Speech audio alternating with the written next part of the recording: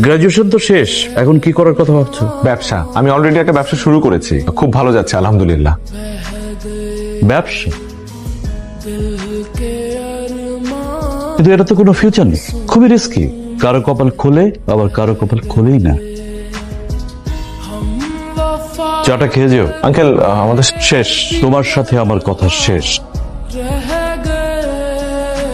এবার বক্তব্য রাখবেন আমাদের আজকের সভার প্রধান আকর্ষণ, যার সাফল্যের কথা শুনে আমাদের তরুণ প্রজন্ম অনুপ্রাণিত হতে চায়। তিনি আর কেউ নন, আমাদের সকলের প্রিয় জনাব মাহির চৌধুরী। আমাকে কি একটু নার্ভাস দেখাচ্ছে? নার্ভাস দেখাচ্ছে কিনা জানি না, তবে আমি একটু নার্ভাস। আমার গত 6 বছরের ছোট্ট একটা ক্যারিয়ারে আমি কখনো কোনো সম্বর্ধনা অনুষ্ঠানে যাইনি, তবে আজ কেন আমি এই অনুষ্ঠানে আসলাম? শুধুমাত্র আমি ইউনিভার্সিটির স্টুডেন্ট এটা বলেই না, এখানে আসার আরেকটা কারণ বলতে পারেন আপনারা সবাই তরুণ। এই কারণে কোনো ভুলভাল কিছু বললে বিপদে পড়তে হবে না। একটা সময় আমিও আপনাদের জায়গায় ছিলাম, তো আজকে ভাবলাম আমার লাইফের কিছু অভিজ্ঞতা আপনাদের সাথে শেয়ার করি। আচ্ছা, আগেই বলিনি আমি কোনো কনভেনশনাল স্পিচ দিতে পারি না। আমাদেরকে তুমি করে বলেন স্যার। How nice.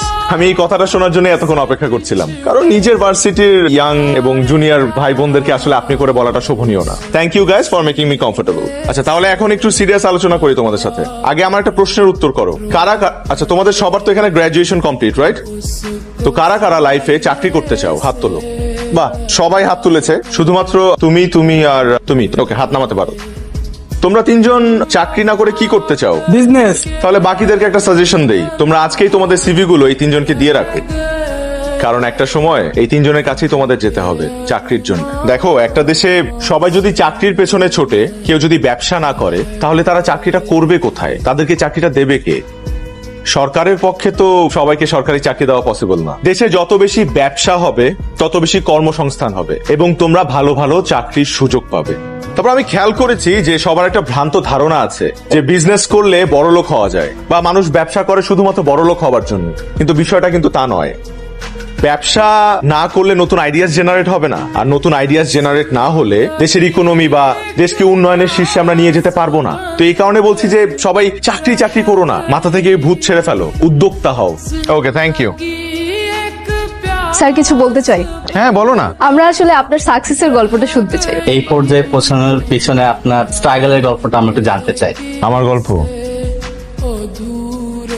মাহির, লেখাপড়া তো শেষ করছো, এখন কি করবা ভাবছো কিছু? নাকি ওই ব্যবসাতে আটকায় থাকবা, না চাকরি বাকরি কিছু করবা? আব্বা, মানে হুদাই চাকরির কথা কেন বলো? আমি তো চাকরি করবো না, প্রথম থেকেই বলে আসতেছি আমি ব্যবসা করবো, উদ্যোক্তা হবো। আর এই চাকরি বাকরি আমার যে হবেও না। ব্যবসায় কিন্তু রিস্ক আছে, ব্যবসায় রিস্কের মধ্যে আমি আমার ছেলেরা যাইতে দিব না। ওর যেটা মন চায় ওইটা কর। কি ব্যবসা করবা কিছু ভাবছো? মানে রিসার্চ চলতেছে, কিছু মাথায় আসলে তোমাদের জানাবো। আচ্ছা, রিসার্চ করো। কি হলো, মুরগিটা দিলা না? ও আনতেছি। দেখো, তোমার যেটা ভালো লাগে সেটা করো।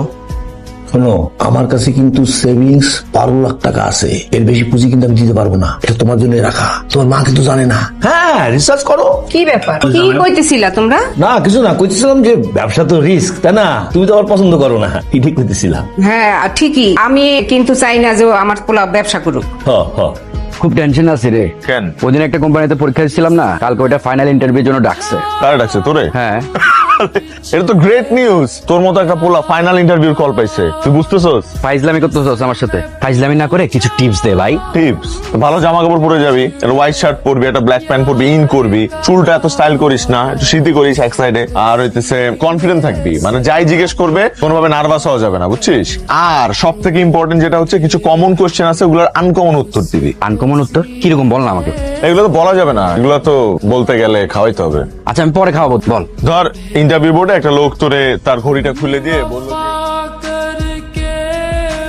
মেজাজ খারাপ। বাবা আমার বিয়ে নিয়ে খেপছে। Wow, congratulations. আচ্ছা আচ্ছা, রাগ করতেছো কেন? ফাইজলামি করছি একটু। সবসময় না শুধু ফাইজলামি ভাল লাগে না, বি সিরিয়াস। আচ্ছা ঠিক আছে, সিরিয়াস বলো, কি হয়েছে? বললামই তো। ও হ্যাঁ, বিয়ে নিয়ে খেপছে। কেন খেপছে? আচ্ছা, কি করতে হবে আমাকে সেটা বলো। তুমি জানো না কি করতে হবে, আর তুমি করবাই বাকি। মানুষ বিজনেসের সব প্ল্যানিং না গ্রাজুয়েশনের আগে করে। আর আমি তোমাকে বলছি না, বাবা চাকরিজীবী ছেলে ছাড়া কিচ্ছু বুঝে না। ধরনের ব্যাকডেটেড কথা কি করে বলে লোকটা? কারণ এই লোকটা জানে বিজনেসে অনেক রিস্ক থাকে। কোন বাবা তার মেয়েকে একটা রিস্কের প্রফেশন জামার হাতে তুলে দিবে? তুমি আমাকে বলো। আমি আমি আমি আমি যদি বাবা হইতাম, আমি আমার নিজের মেয়েকে একজন ব্যবসায়ীর হাতে তুলে দিতাম। এটার উপর রাগ ঝাড়তেছো কেন? তোমাকে এভাবে ছুঁড়ে ফেলতে পারবো না, দেখো দেখো, তুমি বোতলটা ছুঁড়ে ফেললা আর কোত্থেকে একটা টোকায় এসে উঠায় নিয়ে গেল। কারণ এটাই ওদের কাজ। না, আমি খেয়াল করে দেখছি রাস্তায় কোনো একটা পেট বোতল ফেললেই কোনো একটা টোকায় হুট করে কোত্থেকে যা আসে এসে নিয়ে যায় এটা। তো দেখো দেখো দেখো, দেখছো দেখছো দেখছো দেখছো? হ্যাঁ দেখছি, এটা তো এত এক্সাইটেড হওয়ার কি আছে? এরপর এগুলাকে নিয়ে তারা ভাঙ্গারি দোকানে বেচে দিবে, সিম্পল।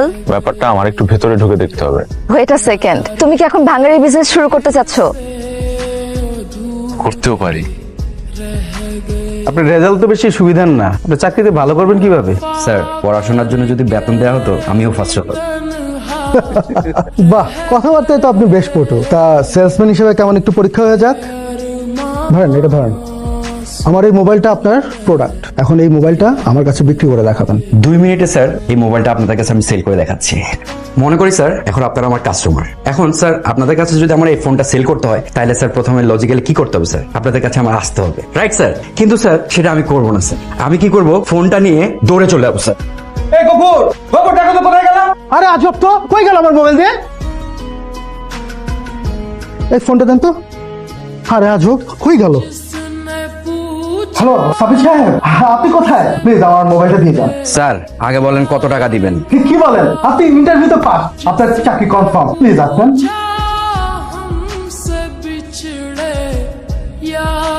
মাহির কি করতেছো তুমি? মাহির বসো। মাহির আমি বসতে বলছি, বসো মাহির। কি চলতেছে তোমার মাথায়? এই বিজনেসে সাপ্লাই চেনটা খোঁজার চেষ্টা করতেছি, মানে কোত্থেকে কি কেমনে কি। আই, ভাঙ্গারির দোকানে কিসের বিজনেস খুঁজো তুমি? যেখানে দেখিবে ছাই উড়াইয়া দেখো তাই, পাইলেও পাইতে পারো অমূল্য রতন, এটাই খোঁজার চেষ্টা করছি। তোমার মাথা গেছে। এই মাথায় একটা বুদ্ধি আসছে। মামা তুমি এখানে থাকো, আমরা আসতেছি, চলো আসো। কোথায় যাবো? আসো গিয়ে দেখি। আরে এত দূর আসলাম, ভেতরের কাহিনীটা জানতে হবে না, ওরা কেমনে বিজনেসটা করে। তুমি গিয়ে দেখো। মামা আপনি টান দেন তো। বিজনেস প্ল্যানটা না জানলে আমি স্টার্ট করব কিভাবে? তুমি দেখো, তোমার সব বিজনেসের মধ্যে আমি নেই। মামা আপনাকে টান দিতে বললাম না, টান দেন। আরে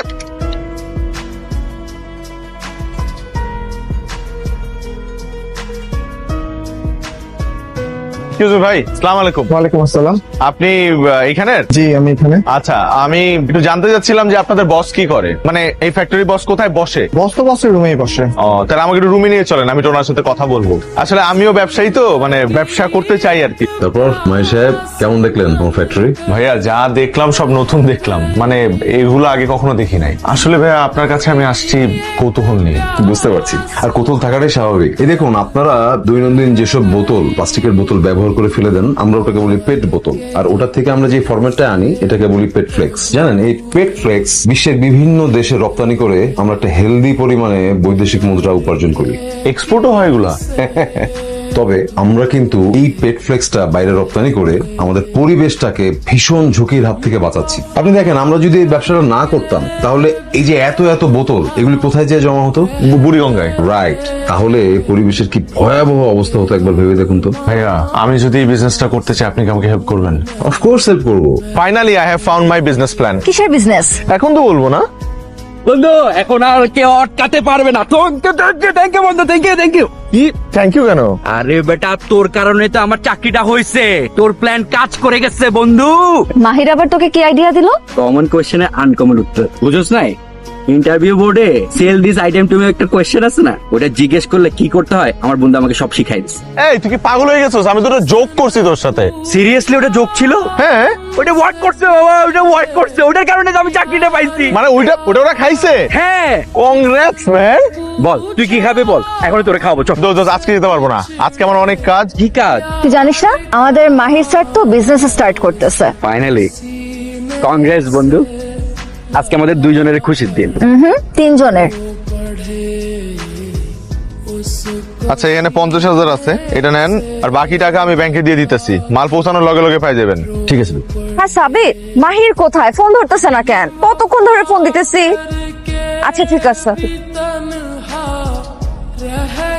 হ্যালো মাহির কি ব্যাপার, ফোন ধরতেছো না কেন? আরে আমি তো কাজের মধ্যে ব্যস্ত, একটা নতুন ব্যবসা শুরু করলে কত ঝামেলা, তুমি তো বুঝবা না। এখন পর্যন্ত জানলামই না কিসের বিজনেস করতেছো। শোনো, আর একটা সপ্তাহ অপেক্ষা করো, উদ্বোধনের দিন তোমার নিয়ে এসে একবারে সারপ্রাইজ দিব। ঠিক আছে রাখি তাহলে, আমি ওই ট্রেড লাইসেন্স করতে যাবো একটু পর। আপনার অফিস তো কমার্শিয়াল অ্যাড্রেসে না, এই ঠিকানায় আপনি লাইসেন্স পাবেন না। ভাইয়া কমার্শিয়াল স্পেসে তো অনেক ভাড়া, আমি তো নতুন উদ্যোক্তা, এত টাকা দিয়ে এত বড় জায়গা ভাড়া নেওয়ার মতো আমার সুযোগ নাই। তাহলে তো আপনি লাইসেন্স পাবেন না। আইন ইজ আইন। তার মানে কি আমাদের মতো নতুন উদ্যোক্তারা ব্যবসা করবে না? শোনেন, আপনাকে একটা বুদ্ধি দিই, পরিচিত কারো কমার্শিয়াল জায়গা দেখিয়ে লাইসেন্স করে নিন। আপনি ওই জায়গাতে বলেই ব্যবসা করবেন, কিন্তু আপনার ঠিকানা হবে আপনার বন্ধুর অফিস। প্রথমে 2 নম্বরে দিয়ে শুরু করতে হবে ভাই। আর অনেকেই তো তাই করছে। আইন তো মেনে চলতে হবে নাকি? এক আইন মানতে গিয়ে আমার আরেকটা বেআইনি কাজ করতে হবে, মানে ভুয়া অ্যাড্রেস দিব আমি। ফ্রিতে বুদ্ধি দিলাম, পছন্দ হলে নেন, নাহলে যান। তুমি কোনো চিন্তাই করো না, তোমার লোন হয়ে যাবো। যেখানে আমি আছি 100% লোন হয়ে যাবো, খালি একটু সিস্টেম হইতে আগে বাড়লেই হয়ে যাবে। কি মানে ওই সিস্টেম মতো আগে বাড়লেই তোমার লোনটা হয়ে যাবে। ভাই আমি কোনো সিস্টেমে আগে বাড়তে চাই না, আমি লিগ্যাল ওয়েতে আগে বাড়তে চাই। যদি লিগ্যালি আপনি আমাকে লোনটা দিতে পারেন তাহলে বলেন, আমি নিব, নাহলে আমি বসে থাকবো, ছোট থেকে শুরু করবো, অপেক্ষা করবো ভাই। তাও এইসব অবৈধভাবে আমি কিছু চাই না। সিস্টেম কিন্তু বেশি না, 5%, মানে সামান্য।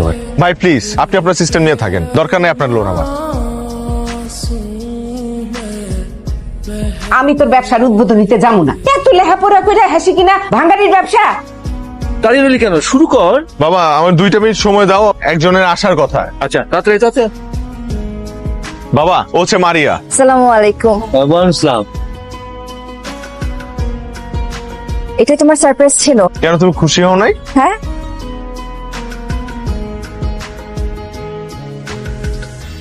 কখন আসছো তুমি? আমি কি বেশি লেট করে ফেললাম?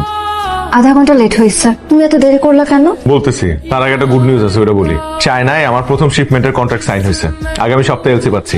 চাইনিজরা আবার ভাঙাড়ি কিনে কি করবে? আচ্ছা শোনো, বাবা তোমাকে বলছে দেখা করতে। আমি বাবাকে তোমার কথা বলছি, বাবা তাই বলছে তোমাকে দেখা করতে। কিন্তু এভাবে হুট করে, আমি তো এখনো রেডি না। তো রেডি হও, আমি কি তোমাকে এখনই দেখা করতে বলছি নাকি?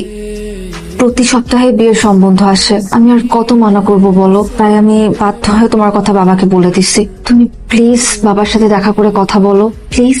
আচ্ছা। তুমি তো বাড়িয়ার সাথে একসাথে পড়তে, তাই না? জি। বাসা কোথায়? ব্রাহ্মণবাড়িয়া। তোমার পরিবারে আর কে কে আছে? বাবা মা আছে। তার মানে তুমি একমাত্র সন্তান? জি। গ্রাজুয়েশন তো শেষ, এখন কি করার কথা ভাবছো? ব্যবসা, আমি অলরেডি একটা ব্যবসা শুরু করেছি, খুব ভালো যাচ্ছে আলহামদুলিল্লাহ। ব্যবসা? কিন্তু এটা তো কোনো ফিউচার নেই, খুবই রিস্কি। কারো কপাল খোলে, আবার কারো কপাল খোলেই না। এনিওয়ে, কি ব্যবসা করার কথা ভাবছো? পেটফ্লেক্স এক্সপোর্টের বিজনেস। পেটফ্লেক্স মানে হচ্ছে, জানি পেটফ্লেক্স কি জিনিস আমি জানি। চাটা খেয়ে যেও। আঙ্কেল আমাদের শেষ, তোমার সাথে আমার কথা শেষ।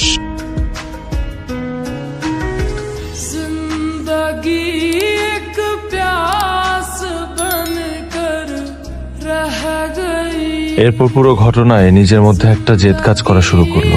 স্বপ্ন ছুঁতে গিয়ে ভালোবাসার হাত ছেড়ে দিতে হয়েছে। বিষয়টা মেনে নিতে অনেক সময় লেগেছে আমার। আর এরপরের কাহিনী তো সবারই জানা। আজকে আমি মাহির গ্রুপ অফ ইন্ডাস্ট্রিজ এর মালিক। জি বলেন। স্যার আমাদের একটা ভুল হয়েছে। আসলে রাজীব সাহেবের কোনো দোষ নেই, উনি নতুন তো, তাই খুব সহজে অফিস পলিটিক্সের শিকার হয়েছেন। হোয়াট? সব চাল চেলেছেন আসলে আমাদের পুরনো শমশের সাহেব। শমশেরই কাজ করেছে? জি স্যার। এক্ষুনি রাইট না ওকে ফায়ার করেন, আর রাজীবকে কল দিয়ে বলেন। আচ্ছা না, রাজীবকে আমি কল দিচ্ছি, ওনার সাথে অনেক বড় একটা অন্যায় হয়েছে। Okay sir. হ্যালো রাজীব, আমি আপনার বস বলছি। দেখো আমি আসলে জানতাম না যে রাজীব। বলতে হবে না, আমি জানতাম। তুমি জানতে? নিজের স্বামীর বসের নাম জানবো না? বাবা তোমার সাকসেস দেখে খুব খুশি হয়েছিল। মারা যাবার আগে বলেছিল তোমার সাথে কোনোদিন দেখা হলে যেন আমাকে এই কথাটা বলি।